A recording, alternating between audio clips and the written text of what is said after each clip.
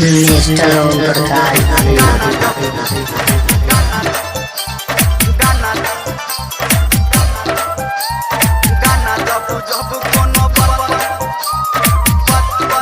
सुन रहे हैं युवा स्टार म्यूजिक की शानदार प्रस्तुति।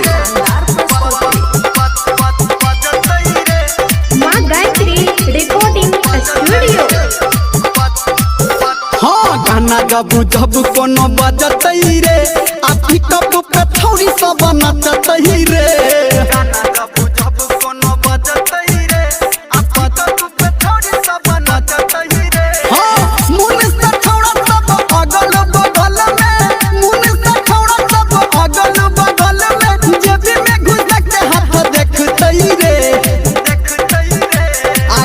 जब जब कोनो बजतई रे आपी कप पे थोड़ी सब नचतई रे आगा ना जब जब कोनो बजतई रे छौड़ा सबके देख छौड़ी नचतई रे आगा ना जब जब कोनो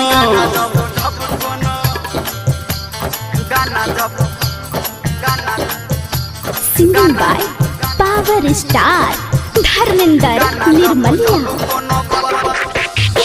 डीजे सुमित सतीश रैमा। सुमित सतीश रैमा। सुमित सतीश रैमा।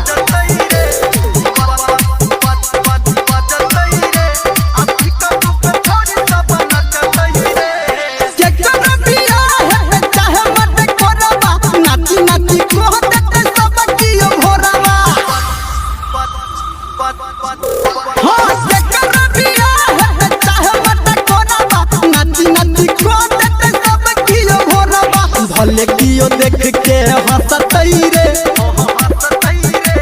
आपा पे पुत छोड़ी सब नचतई रे आगा ना जब जब कोनो बजतई रे आपी कप पे छोड़ी सब नचतई रे आगा ना जब जब कोनो बजतई रे आ छौड़ा सबके देख छौड़ी नचतई रे।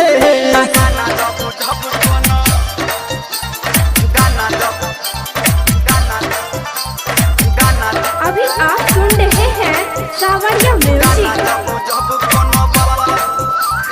डीजे सुमित सतीश रैमा। सुमित सतीश रैमा। सुमित सतीश रैमा।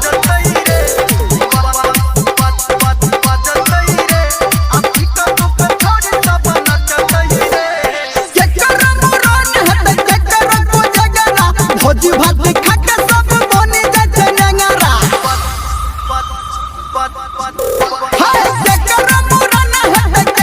भोजी भात खाके सब बनी जाए नंगरा एकरा में के सब सकतई रे अभी कप पे छोड़ी सब नचतई रे आगा ना जब जब कोनो बजतई रे और डीजे पे छोड़ी सब नचतई रे आगा ना जब जब कोनो बजतई रे और छौड़ा सबके छोड़ी देख नचतई रे हिला देते है। Singing by power star Dharmendra Nirmaliya.